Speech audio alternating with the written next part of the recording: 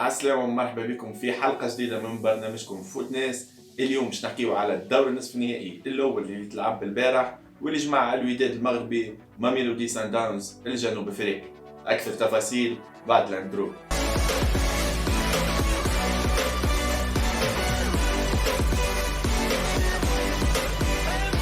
الزوز فرق سبق لهم أن تواجهوا في دور المجموعات وين تفوق ماميلودي سان داونز في بريتوريا بنتيجة 2-1، وفي مباراة العودة تتمكن الوداد باش ينتصر بهدف مقابل 0. نجيو لقاء البارح وين شفنا زوز فرق يدخلوا في صلب الموضوع من الدقائق الأولى، وهذا مفهوم في ظل أنهم سبق لهم أن لعبوا مع بعضهم ويعرفوا بعضهم مليح. الوداد كان مسيطر على مجريات اللقاء، في المقابل فريق ماميلودي سان داونز كان يعتمد على الهجمة المعاكسة السريعة واللي كانت نجم تكلف فريق الوداد هدف في الدقيقة 10 أو لقاء. بعدها شفنا سيطرة تقريبا شبه كلية لفريق الوداد، الشيء اللي أثمر هدف في الدقيقة 26 بعد عمل كبير من الجبهة اليمنى من اللاعب وليد الكارتي اللي مرر للحداد كنترول اللي حضر به صلاح الدين السعيدي والبقية الكرة في الشباك. معك يا وليد هذه العرضية، فرصة فرصة فرصة، جول جول جول جول.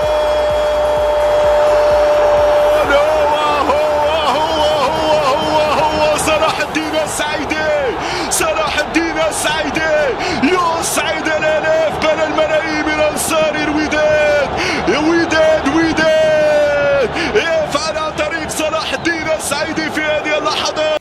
بعدها واصل الوداد في الضغط نتاعو وكان قريب من إضافة الهدف الثاني في أكثر من مناسبة، ولكن كل مرة كانت اللمسة الأخيرة هي اللي تنقص الفريق، وهذا مفهوم في ظل عدم وجود رأس حربة صريح يعاني منه الفريق منذ خروج ويليام جابور. وإذا باش نحكيو على بابا توندي فإنه ما يمتلكش صفات المهاجم الصريح، بما أنه خطته الأصلية لاعب رواق أو جناح. كل هذا ما منعش فريق ماميلودي سان داونز أنه يهاجم من حين إلى حين، الشيء اللي وفر له هدف التعادل في الدقيقة 40 بعد ركنية تتلعب بالمرة الأولى في شكل تسديدة تضرب في المدافع وترجع أمام المهاجم اللي كان خالي من الرقابة في ظل البحث الدفاعية الموجودة. انه يمسك الكرة، التعادل لفريق الماميلودي سان داونز. التعادل ياتي في هذه اللحظات. هذا ما قلناه مشاهدينا الكرام، يعني الاخطاء هي اللي تجيب الاهداف، الاخطاء هي اللي تجيب الخطوره. يعني في كرة كان ممكن تفاديها مشاهدينا الكرام، هنا الخطأ والاخطاء توالت وبعد جاءت الركنيه ومن الركنيه جاء الهدف. سنتابع الركنيه لانه كان مشكل. هدف في توقيت سيء جدا كان ينجم يأثر على الفريق ويأثر على مجريات اللقاء. في الشوط الثاني يدخل الوداد مرة أخرى بنسق سريع وبضغط عالي، الشيء اللي خليه يوفر الهدف الثاني تقريبا من الدقيقة 46 بعد تمريرة ممتازة للحداد اللي يخرج راس مع الجول، تسديدته يتصدى الحارس لكن ترجع أمام بديع عواق اللي سجل الهدف الثاني ويمنح الأسبقية للوداد. لا خوف على الوداد بدنيا ولكن ذهنيا مهم جدا. فرصة، جول جول جول جول بديع. لحظة الإبداع يا بديع لوك جاب الثاني، بديع لوك رجعنا المباراة، بديع يخلي الوداد يتقدم مرة أخرى، بديع يستغل.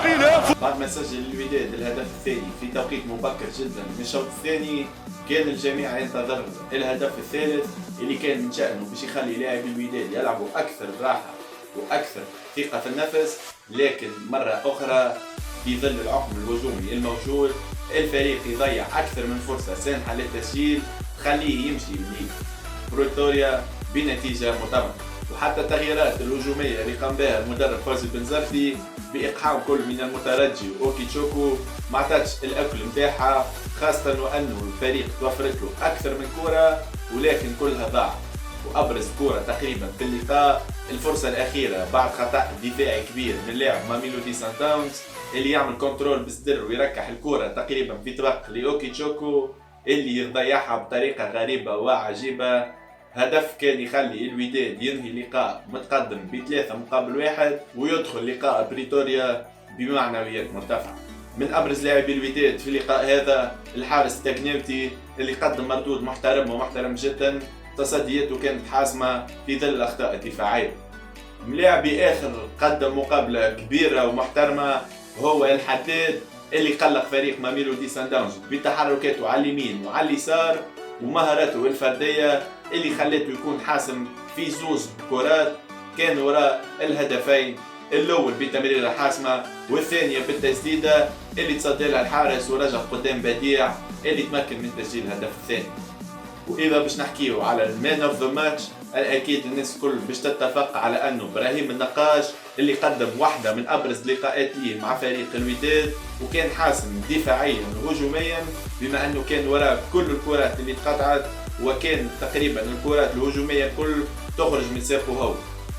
في المقابل وعلى عكس العاده النهيري تقريبا قدم اسوأ لقاء ليه البارح وشفناه غير مركز وتسبب في بطاقه صفراء باش تخليه يكون حاضر في لقاء العوده، وحتى تسديداته اللي كانت في العاده تكون مؤثره وممتازه فانه تقريبا البارح ولا كره كانت على الشباك.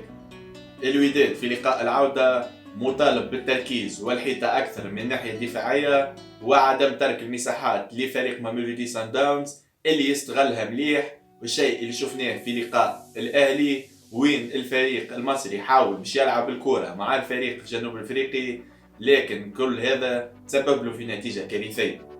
على فكره المدرب الوحيد اللي تمكن في العامين الاخرانيين من الانتصار على ميلودي سان داونز في بلاده هو فوزي بنزرتي، وكان ذلك في الموسم قبل الماضي مع الترجي الرياضي التونسي وين انتصر الفريق 2-1 على فريق ميلودي سان داونز في الملعب بتاعه ببريتوريا. في النهايه كل التوفيق ان شاء الله لفريق الوداد في لقاء العوده بما انه مازالت حظوظه ما بين يديه وهو المتقدم في النتيجه، دونك ما تلعب حتى شيء، كل شيء مازال على الميدان. انا ما بقى لي كان باش نودعكم، ما تنساوش باش تخليونا لي كومنتير نتاعكم وتعملوا ابوني في الشانل نتاعنا باش يوصلكم كل ما هو جديد. باي باي، نتقابلوا في حلقه جديده.